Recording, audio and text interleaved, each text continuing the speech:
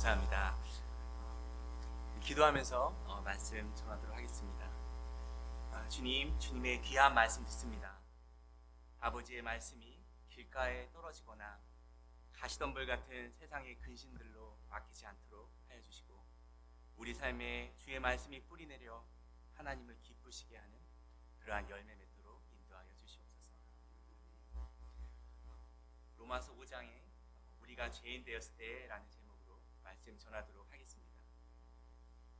이 세상의 모든 사람들, 그러니까 역사의 뒤안길로 사라진 분들이나 그리고 다음 세대들, 즉 나중에 태어날 그 누구라도 우리가 구원에 관하여서는 아주 변함이 없는 것이 있습니다.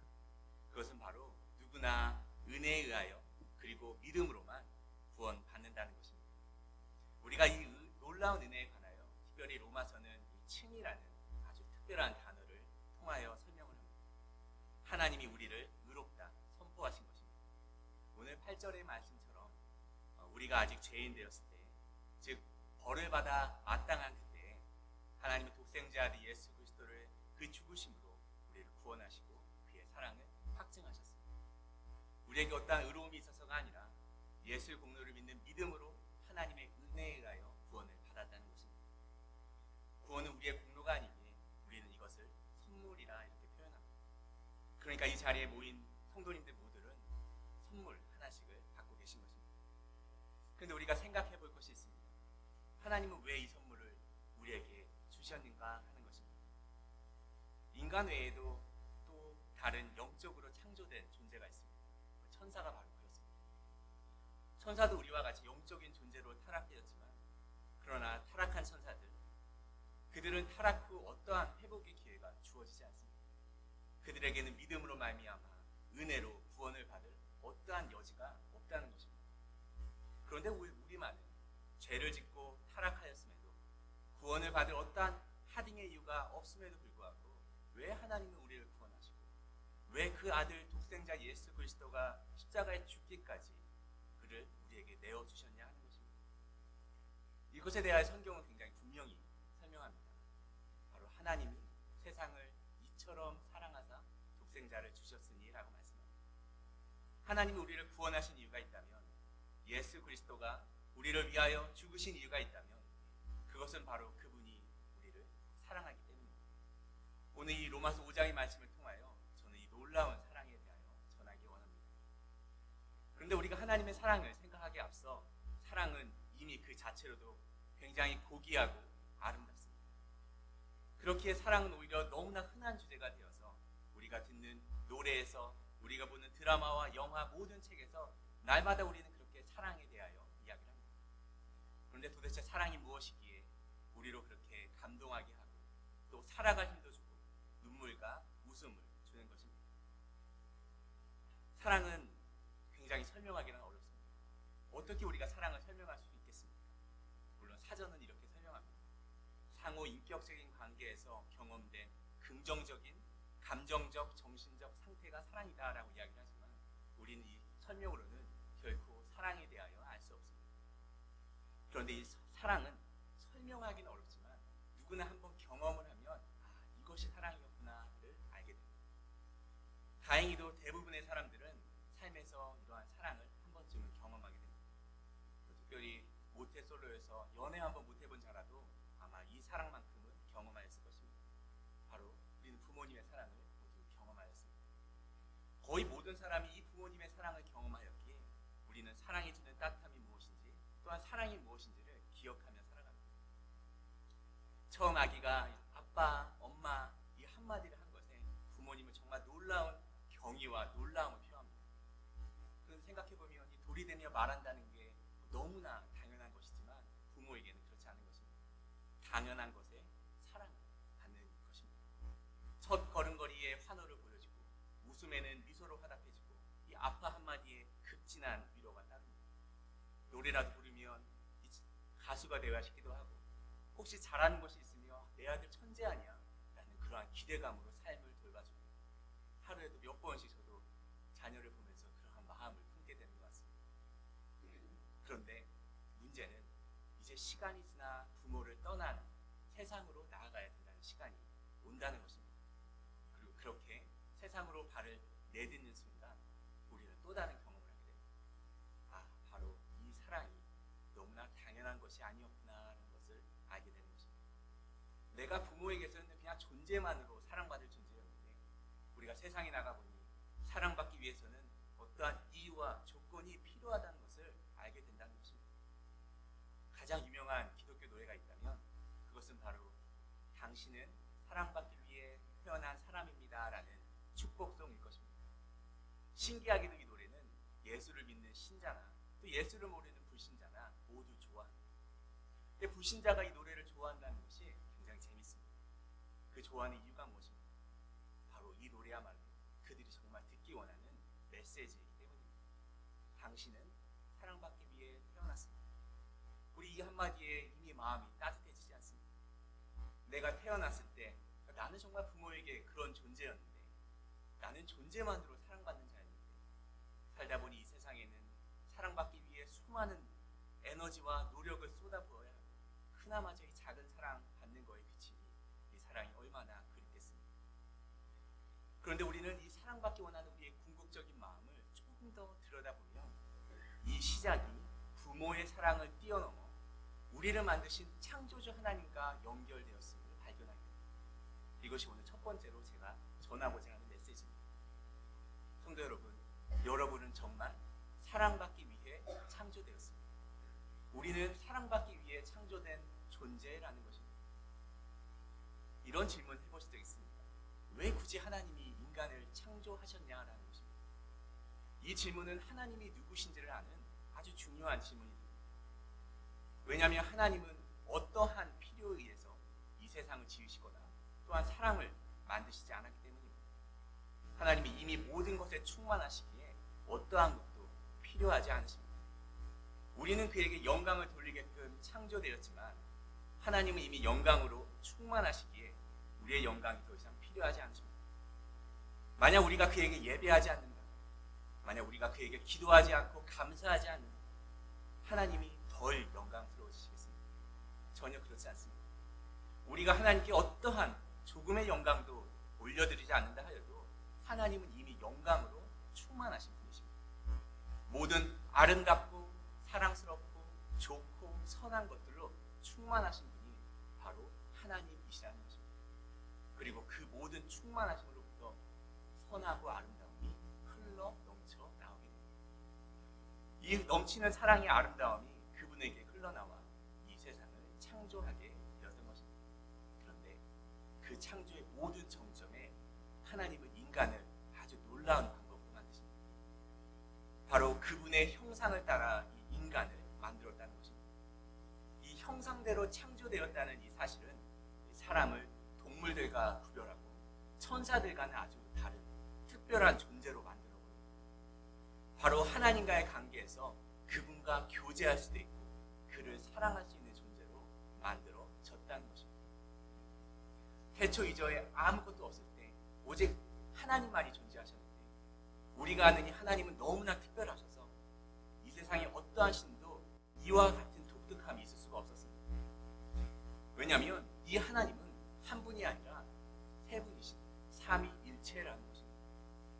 이것은 너무나 비밀스러워서 온전히 이해할 수도 없습니다. 인간의 말로는 설명할 수도 없고 인간은 온전히 이해할 수도 없습니다. 누구든 내가 삼위일체를 설명할 수 있다 하면 그 사람은 이제 이단입니다. 즉 하나의 하나님이시고 하나의 본질이시지만 그 안에는 세 명의 사람이 있어 삼위일체의 관계로 존재하시는 분이 바로 우리가 믿는 하나님이라는 것입니다. 이 삼위일체의 교리는 먼저 하나님은 피조물이 이해할 수 없는 아주 광대하신 분임을 나타냅니다. 그런데 이 삼위일체는 또 하나 우리에게 아주 중요한 메시지를 줍니다. 그것은 바로 하나님이 사랑이시라는 겁니다. 하나님은 그냥 존재하는 것이 아니라 사랑의 관계에서 존재하시는 분이라는 겁니다. 우리가 절대 혼자 할 수 없는 것이 있는데 그것이 바로 사랑입니다. 사랑이란 늘 사랑할 존재가 있어야 하고 대상이 요구되었습니다. 우리가 그래서 하나님이 사랑이시다라고 이야기할 때는 단순히 그가 좋으신 분이다, 그가 친절하신 분이다 여기서 그치는 것이 아니라 그가 삼위의 하나님이시고 사랑의 관계에 거하고 있기 때문에 하나님은 사랑이신 것입니다. 그렇다면 우리가 우리가 그의 형상대로 창조되었다는 것은 무엇을 의미합니까? 우리가 이제는 그의 형상을 가져 하나님이 삼위일체에서 가지시는 이 사랑의 관계에 초대되어 그 충만한 사랑을 누릴 수 있게 되었다는 것입니다. 하나님은 그렇게 우리로 그의 선하심을 알게 하려고 그의 사랑의 풍성함 안에 거하게 하기 위해서 우리를 사랑받을 존재로 창조하셨습니다. 그래서 우리는 하나님과의 관계에서 그를 사랑하고 또한 사람도 사랑할 수 있는 능력을 갖게 되었습니다. 아담이 에덴 동산에서 처음 하나님과 동행하는 그때, 또 하나님이 주신 그 사랑의 능력으로 모든 만물을 다스릴 때 사랑에 충만하였습니다. 그가 하와를 만났을 때 그에게는 그의 사랑을 가로막을 어떠한 장애도 없어서 아담이 하와와 사랑의 언약을 맺은 만큼 우리는 원래 사랑으로 충만한 존재로 사랑받을 존재로 창조되었습니다. 이것이 하나님이 우리를 만드신 목적이십니다. 그런데 그렇게 사랑받을 존재였던 우리가 이제는 사랑을 받지 못할 존재가 되어버렸습니다. 이것이 오늘 제가 두 번째로 전하고자 하는 메시지입니다. 우리는 사랑받을 존재로 창조되었지만 심판의 노인자가 되어버렸다는 것입니다. 아담이 죄를 범해 인간은 타락하게 됐습니다.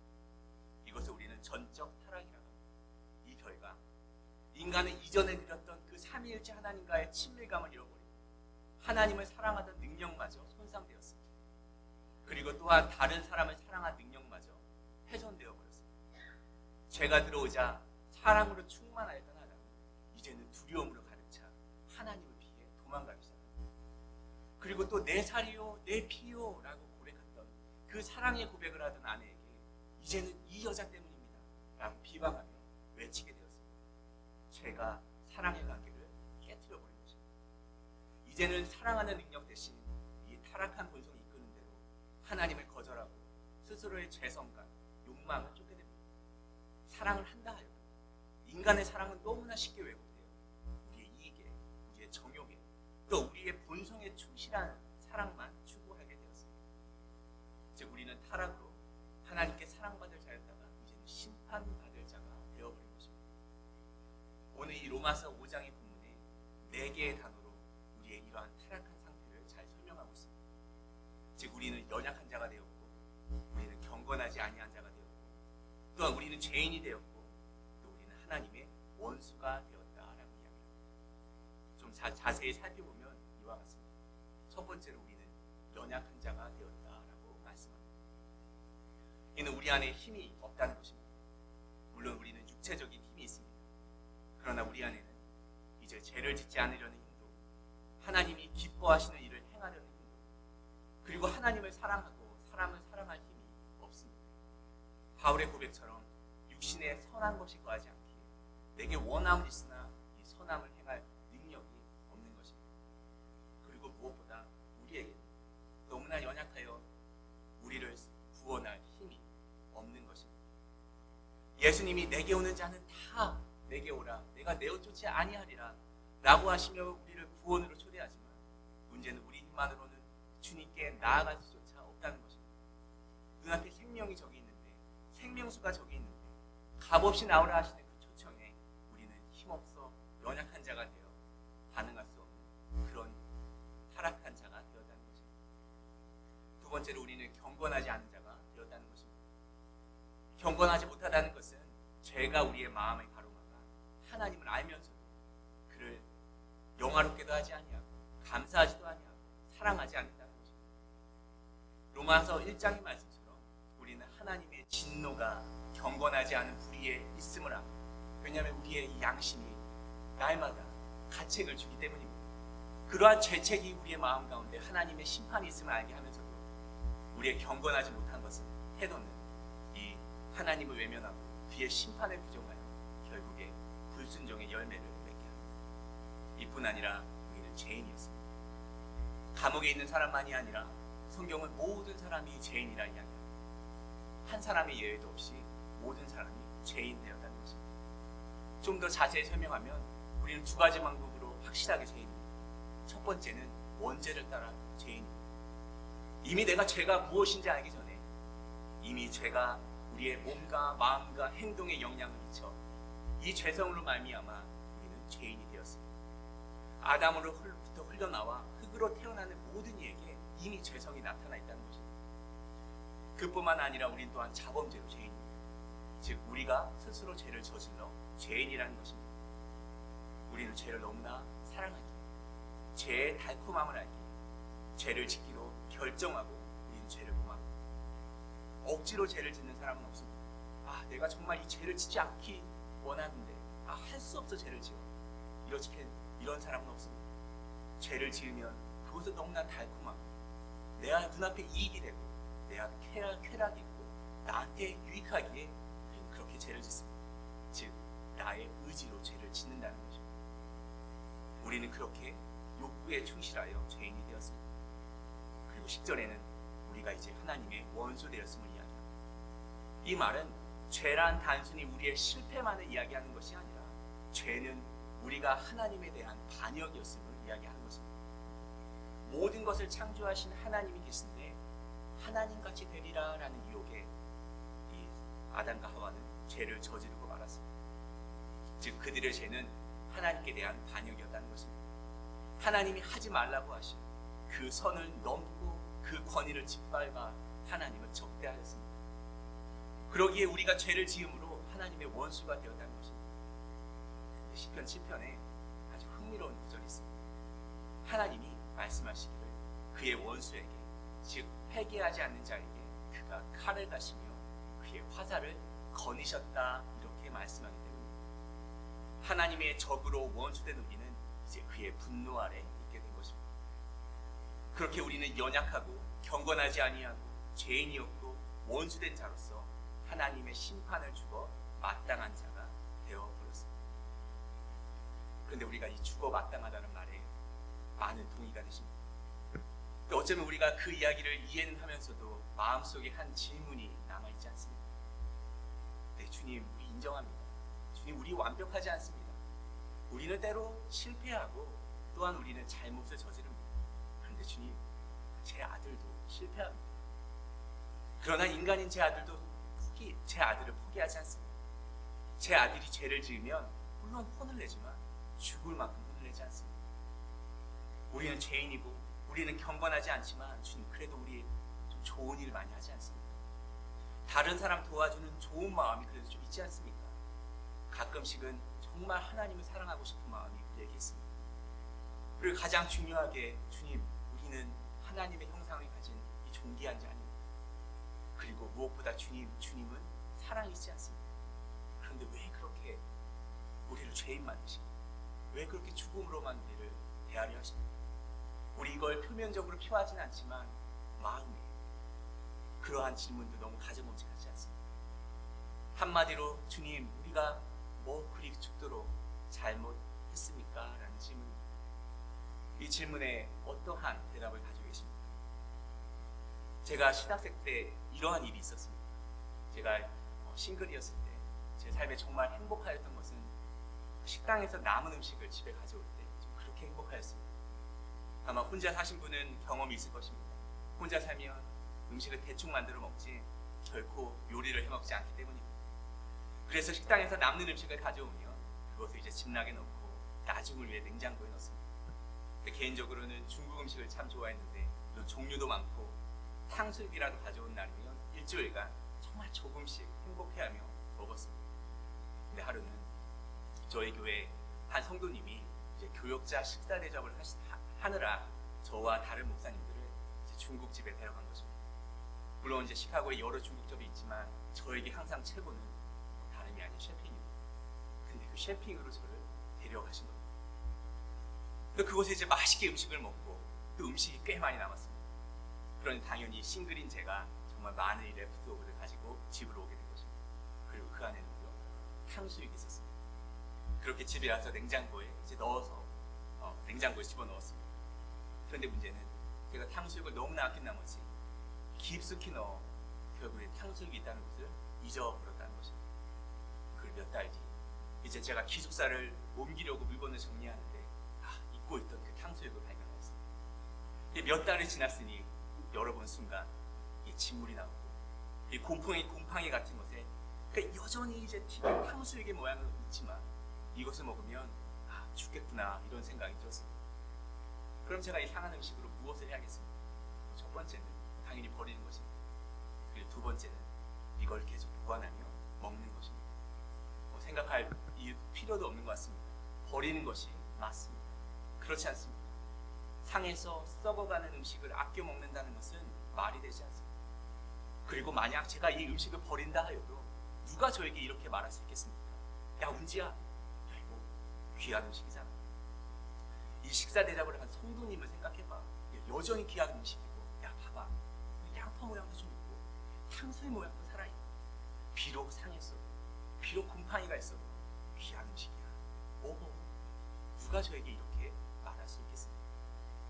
우리가 영어로 상했다는 것을 이제 corrupted 했다 이렇게 이야기합니다. 정말 좋은 음식, 무려 셰핑이라는 음식점에서 만든 음식이었지만 corrupted, 상한 것입니다. 그런데 우리가 같은 방법으로 우리도 놀랍게 창조되었지만 corrupted, 타락하였습니다. 그리고 우리는 타락한 본성으로 계속하여 썩어 나아갑니다. 그렇다면 썩은 음식은 보관하여 먹는 게 아니라 버리는 것이 맞습니다. 보관의 이유가 없는 것입니다. 우리가 비록 하나님의 형상을 가졌지만, 우리가 비록 선과 악을 아는 지식이 있다 하지만, 우리가 비록 가끔 착한 것을 하고 싶은 욕구가 있다 하지만, 양파 모양이 살아있고 고기 모양이 살아있어도 상한 음식은 버려야 하는 것처럼 타락하고 죄된 본성을 가진 자가 가야 하는 것은 하나님 아버지께로 가는 영벌의 장소로 던져지는 것입니다. 이것이 공평하고 이것이 옳은 것입니다. 그런데 우리 안에 어떠한 마음이 있냐면, 우리는 사랑받을 자격이 없어 썩은 음식처럼 영원한 심판으로 던져져야 함에도 불구하고 우리의 마음 가운데에는 나의 어떠함 때문에 여전히 내가 사랑받고 내가 구원받았다라는 착각을 하게 된다는 것입니다. 그렇게 그 놀라운 사랑을 하나님으로부터 받았지만 나는 사랑받을 만해서 구원받았다 생각하고, 마치 믿음이란 티켓을 내가 하나님한테 지불하여 내가 구원을 산 듯한 그러한 강팍한 마음을 가질 때가 있다는 것입니다.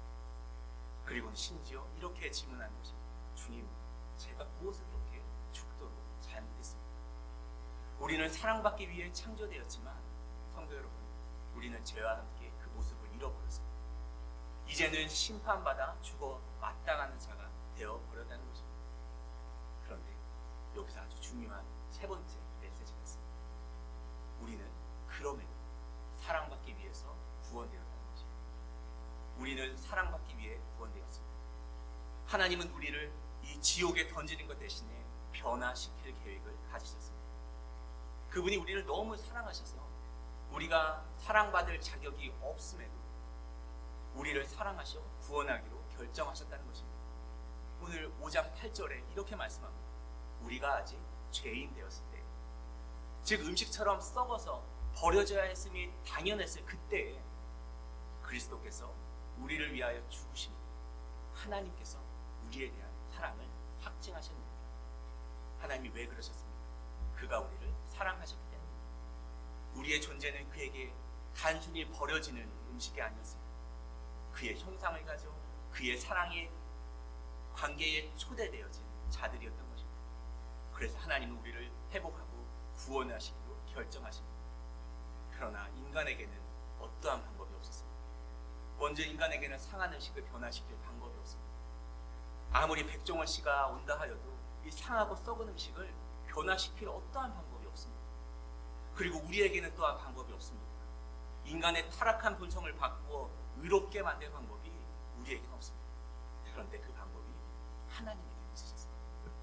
그 방법이란 아주 놀라웠습니다. 그러나 그 대가는 너무나 비쌌습니다.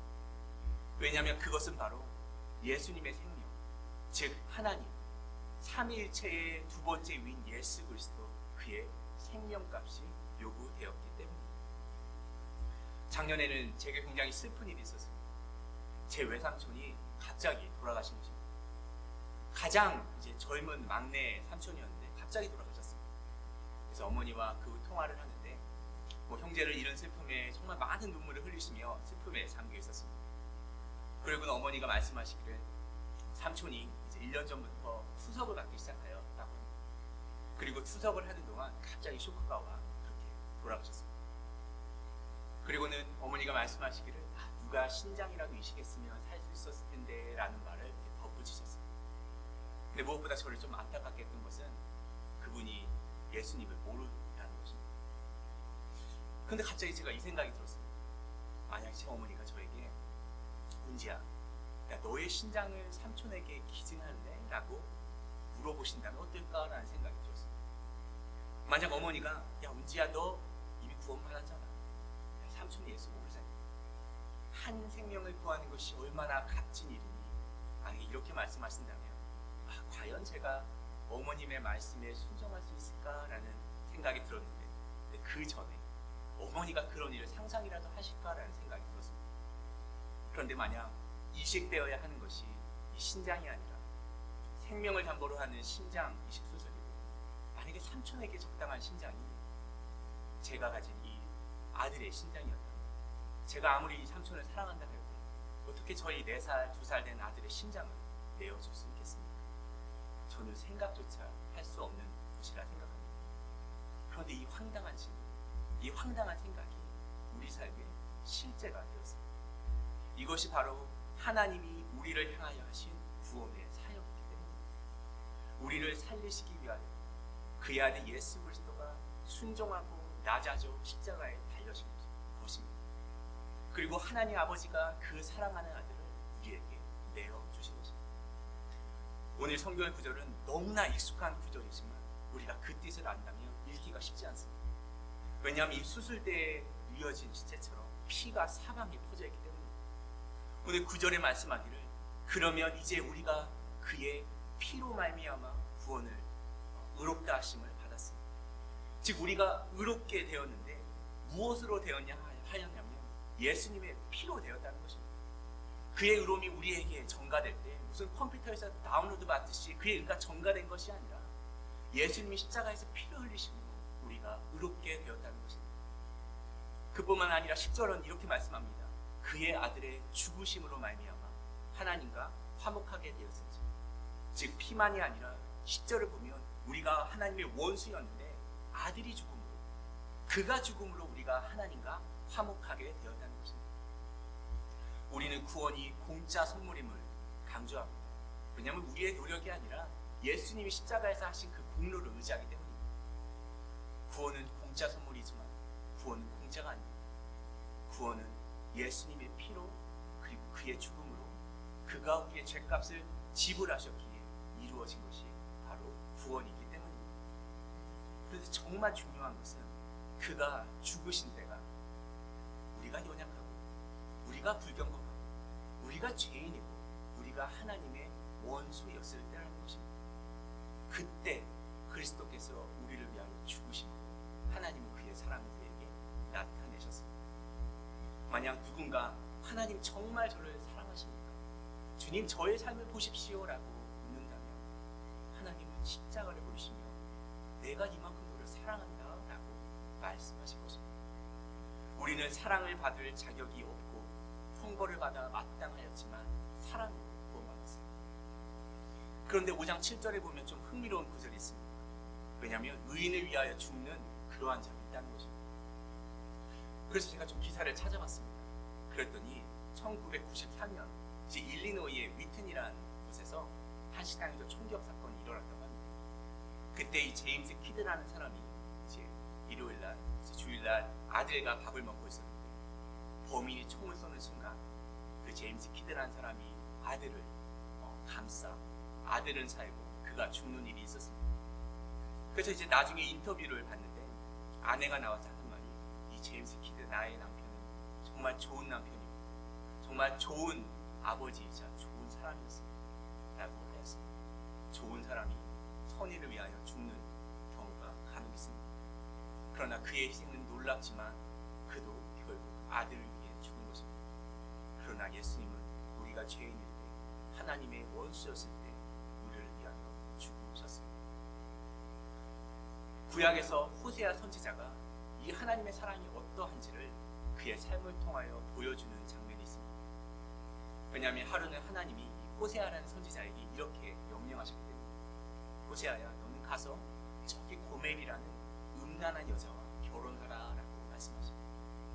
그리고 호세아는 이 고멜과 결혼을 합니다. 그런데 이 고멜은 끊임없이 음란하여 이 호세아에게 그의 자녀인지도 불분명한 이 3명의 아이를 남겨놓고 또다시 음란한 사랑을 위하여 떠나갑니다. 그런데 하나님은 호세아에게 다시 나타나 이렇게 말씀하십니다. 너는 가서 타인의 사랑을 받아 음녀가 된 그 여자를 사랑하라. 그래서 호세아는 이 고멜을 찾는데 결국 그는 이 고멜을 시장에서 은 15세겔과 보리 한 호멜반을 주고 사옵니다. 이것은 굉장히 충격적인 일입니다. 왜냐하면 그보다 몇백 년 전 이 출애굽기에는 노예의 가격이 나오는데 노예의 가격이 이 고멜의 가격의 딱 2배인 은 30세겔이기 때문에 그러니 이 고멜은 반값에도 팔리지 않는 아무도 찾지 않는 창녀가 되어버린 것입니다. 그런데 호세아는 그녀를 위해 가격을 지불하고 고멜을 집으로 데려와 다시 사랑합니다. 그런데 이 명령을 하실 때 하나님이 호세아에게 이렇게 말씀하십니다.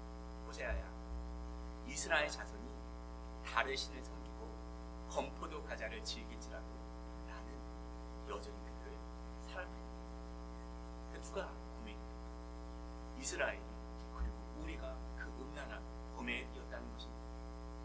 호세아 선지자를 통하여 하나님은 사랑받을 자격이 없는 우리를 어떻게 사랑하셨는지를 보여줍니다.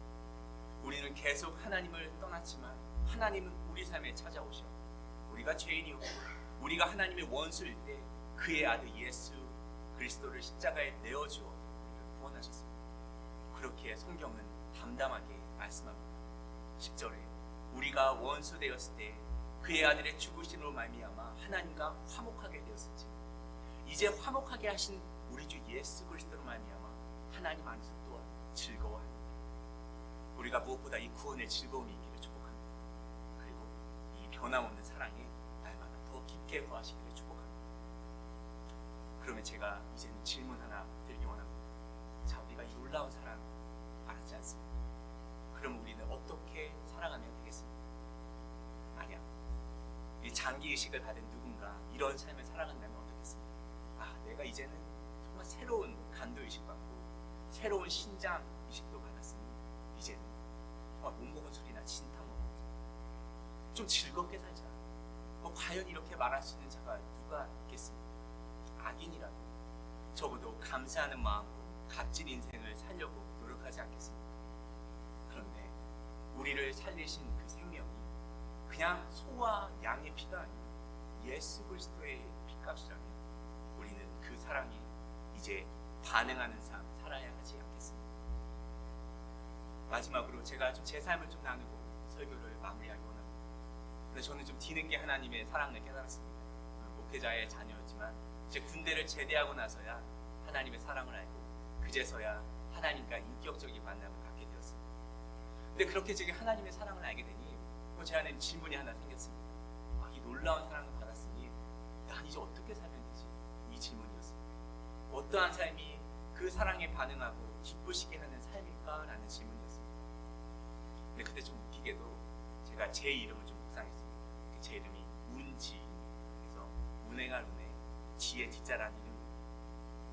근데 저는 이 지혜 지자가 알다 지자인 줄 알고 살았습니다. 근데 대학교에 가서야 제 이름이 밑에 해일자가 하나 더 있는 것입니다. 알고 보니 알다 지자에 해일자를 붙이면 그게 지혜 지자가 됩니다. 즉 아마 한 분 하나님을 아는 것이 지혜입니다. 이런 뜻인 것 같습니다. 생각해보니 이게 성경에 자주 나오는 구절인 것입니다. 욥기에 전도서에 나오는 것이 하나님을 아는 것이 하나님을 경외하는 것이 지혜고 지혜의 근본이다. 이 말씀인 것입니다. 그때 저는 그래. 난 그러면 하나님의 그 지혜를 하나님의 그 경외함을 세상에 운반하는 삶을 살자. 이러면서 선교사 되기로 마음먹었습니다. 근데 그때는 좀 많이 가격하여 제가 이제 대학생 때였는데 바로 대학교를 사퇴하고 중동이라는 팔레스타인과 요르단에서 선교를 갔었습니다. 근데 그렇게 제가 4년 반의 시간을 평신도 선교사로서 섬겼는데 참 많이도 배웠지만 한계를 느끼게 되어서 말씀도 더 가르치고 싶고 그리고 또한 그리고 또 교회를 통하여 사역하고 싶은 마음에 트리니티 신학교에서 신학을 하게 되었습니다. 근데 바로 선교를 나가리라 생각했는데 하나님은 이 8년 동안 저라는 사람을 많이 이제 단련하신 것 같습니다. 근데 그렇게 제가 단련받은 뒤에 이제 니카라과에 선교하신 정윤을 선교사님부터 좋은 기회를 받고 이제 선교를 결정하게 되어 이제 8월 달이면 선교에 나가게 됩니다. 근데 이제 선교를 나가게 되니 제 안에 좀 구체적인 좀 질문이 있었습니다. 어떤 질문이냐면 이제 15년 만에 다시 선교를 준비하는데 왜 나는 또 선교를 나아가지? 라는 질문이었습니다. 그러니까 돌아보니 이제는 딸린 식구가 많은 것입니다. 아내도 있고 4살, 2살 된 아이와 코로나도 지금 막 있었고 왜 굳이 선교를 가지? 라는 질문이 들었습니다. 머리에는 뭐 바로 당연한 답들이 많이 나왔습니다. 하나님의 명령이니까요. 주님 이게 우리의 비전이지 않습니까? 사역의 하나님께서 목적이지 않습니까? 그게 다 맞는 말이지만 제 안에는 좀 궁극적인 어떤 대답이 되지 않았습니다. 근데 그때 한 질문이 저를 굉장히 흡족하게 하였습니다. 그래서 저는 하나님의 사역, 비전, 이 모든 선교의 기본적인 것이 당연히 이것에 대한 답이라고 생각합니다. 그것은 바로 주님, 제가 주님 사랑 받았지 않습니까? 그랬으니 이제 제가 주님의 사랑에 반응할 수 있지 않습니까? 이 대답이었습니다. 우리가 하나님께로부터 먼저 큰 사랑을 받았으니 이제는 우리도 주님을 더 사랑할 수 있게 된 것입니다. 주의 사랑을 받은 자만이 주를 사랑할 수 있고 주의 계명을 지킬 수 있습니다. 우리가 사랑받았고 우리가 회복되었기에 이제는 우리가 주님을 사랑하고 이웃을 사랑할 수 있는 하나님이 원래 만드신 그 창조의 목적으로 돌아간 것입니다.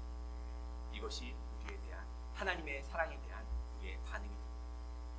이곳에 자리한 성도님들 모두 각자 그 모습과 그 삶은 다르겠지만 우리에겐 한 가지 공통점이 있습니다. 우리 모두가 바로 이 놀라운 하나님의 사랑을 받은 자라는 것입니다. 그렇다면 이제는 우리 모두가 이 하나님의 사랑에 반응하는 삶 사시기를 주님의 이름으로 축복합니다. 내가 이 사랑을 움켜쥐어 이 사랑을 나만을 위하여 사용하는 것이 아니라 정말 그분의 뜻과 그분의 마음이 있는 곳에 우리의 삶을 드리고 하나님의 기쁘시게 하는 자들, 또한 그분을 마음을 다하고 또한 정성을 다하고 힘을 다하여 더 사랑하는 자 되기를 주님의 이름으로 축복합니다. 다 함께 기도하시겠습니다.